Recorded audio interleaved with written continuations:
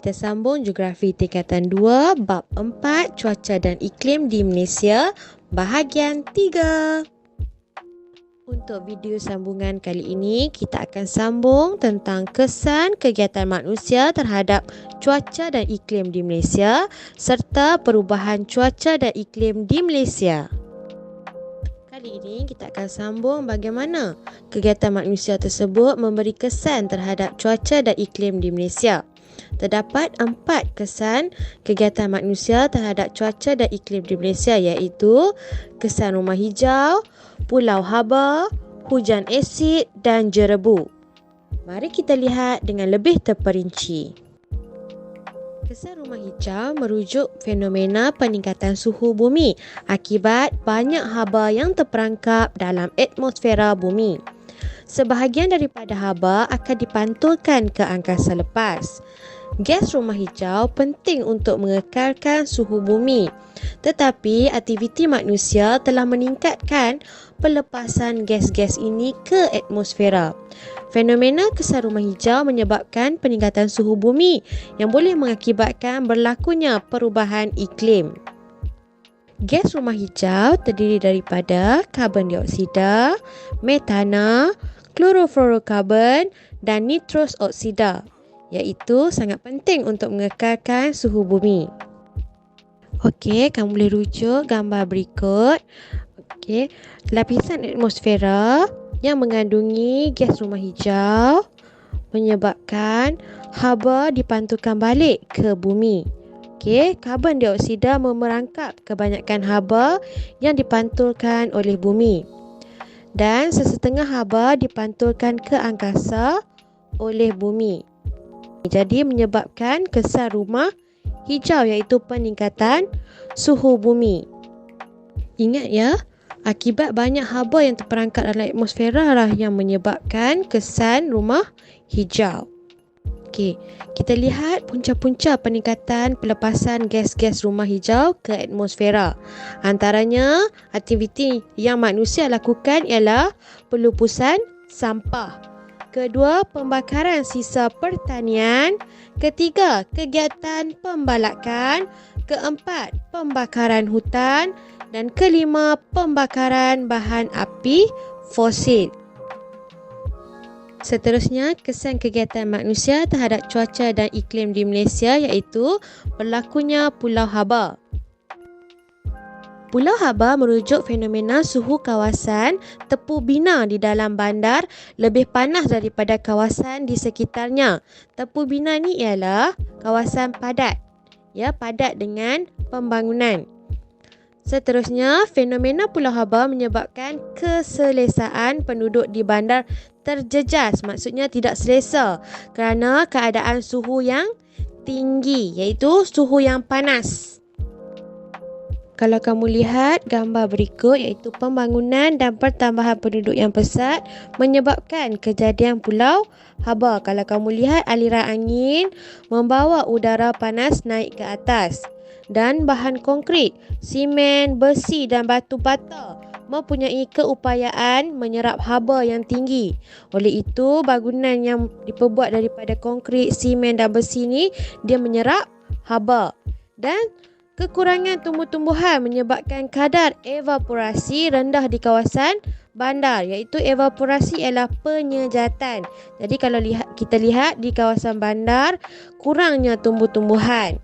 Jadi bila kurangnya tumbuh-tumbuhan dan padat dengan bangunan konkrit, simen, besi dan batu bata, meningkatkan kejadian pulau haba, iaitu kawasan menjadi lebih panas.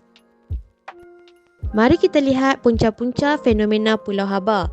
Pertama, bangunan konkrit dan permukaan berturak menyerap dan menyimpan banyak bahang matahari. Okey, permukaan berturak ni contohnya jalan raya, iaitu dibina menggunakan tar dan juga simen. Kedua, kesesakan jalan raya menyebabkan pelepasan asap dan haba yang tinggi oleh kenderaan. Ketiga, bahan pencemar seperti debu dan habuk yang dibebaskan oleh kenderaan bermotor dan kilang banyak memerangkap haba. Dan yang terakhir, kekurangan tumbuh-tumbuhan menyebabkan proses perpeluhan kurang berlaku bagi menyederhanakan suhu. Seterusnya, mari kita lihat kesan kegiatan manusia terhadap cuaca dan iklim di Malaysia, iaitu berlakunya hujan asid. Hujan asid ialah hujan yang mengandungi kandungan asid lemah dengan nilai pH kurang daripada 5.6. Hujan asid berlaku apabila udara di sesuatu kawasan tercemar dengan teruk, terutamanya di kawasan perindustrian, iaitu kawasan kilang.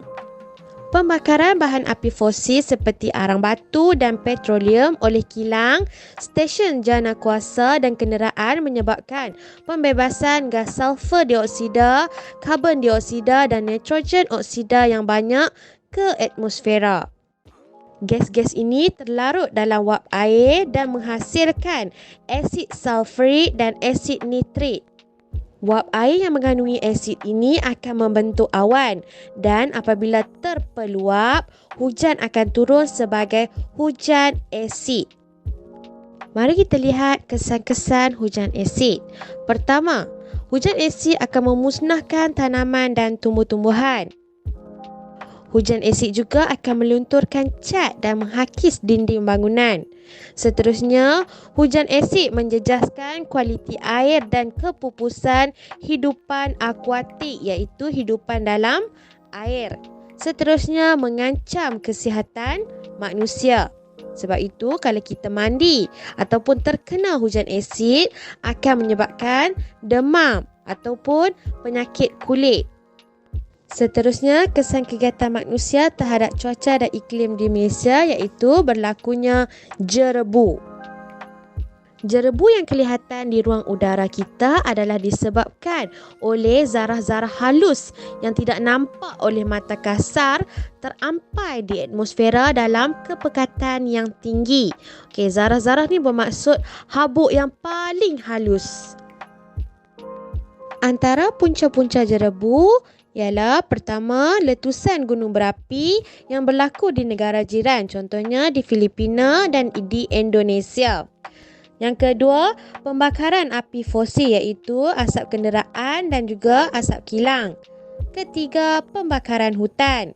Keempat, pembakaran terbuka, iaitu sampah sarap dan sisa tumbuh-tumbuhan. Antara kesan jerebu ialah mengurangkan jarak penglihatan, iaitu kita tidak dapat melihat dengan jelas. Penglihatan akan menjadi kabur. Kedua, mengganggu pertumbuhan tanaman, iaitu tanaman tidak dapat hidup dengan subur. Ketiga, masalah kesihatan, iaitu kesihatan kulit, mata dan juga paru-paru. Dan yang terakhir, menjejaskan aktiviti pengangkutan. Sama ada pengangkutan air, darat maupun udara. Perubahan cuaca dan iklim di Malaysia berlakunya fenomena El Nino dan La Nina. Mari kita lihat perbezaan antara fenomena El Nino dan La Nina. Fenomena El Nino dapat dikaitkan dengan pemanasan suhu di lautan Pasifik yang luar biasa sehingga menyebabkan perubahan tekanan udara dan pola tiupan angin. Dalam keadaan normal, angin timuran yang biasanya bertiup dari timur lautan Pasifik ke barat lautan Pasifik akan membawa hujan yang lebat ke Asia Tenggara, Australia dan Papua New Guinea. Ke Asia Tenggara, Australia dan Papua New Guinea.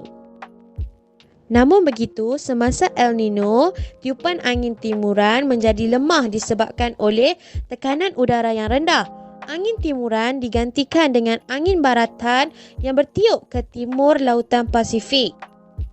Keadaan ini mengakibatkan negara-negara di barat lautan Pasifik termasuk Malaysia mengalami kemarau walaupun sepatutnya menerima hujan lebat ketika ini. Negara di timur lautan Pasifik pula mengalami keadaan hujan lebat walaupun sepatutnya mengalami musim kemarau. Sedikit info geografi, El Nino berlaku dalam tempoh 6 hingga 18 bulan. El Nino terbentuk pada pertengahan tahun, iaitu berada di kemuncak pada akhir tahun dan menjadi lemah menjelang awal tahun berikutnya. Antara negara-negara yang pernah mengalami El Nino ialah Malaysia, Indonesia, Filipina, Brazil, India, Australia dan Ethiopia. Mari kita lihat fenomena La Nina. La Nina ialah gejala gangguan iklim yang disebabkan oleh penurunan suhu permukaan laut di bahagian tengah dan timur Lautan Pasifik.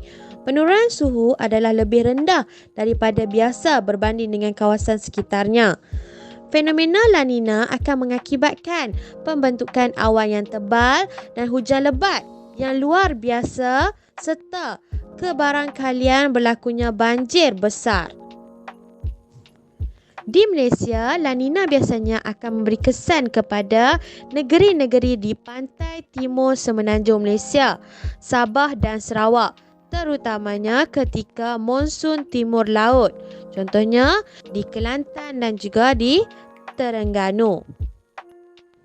Keadaan ini akan meningkatkan jumlah hujan yang turun di kawasan berkenaan dan seterusnya menyebabkan berlakunya kejadian banjir besar seperti yang pernah berlaku di negara kita pada tahun 2014. Antara negara-negara yang pernah mengalami La Nina ialah Australia, Indonesia, Filipina, Afrika Selatan, Brazil, Malaysia dan India. Okey, itu saja untuk video kali ini. Bye. Selamat belajar.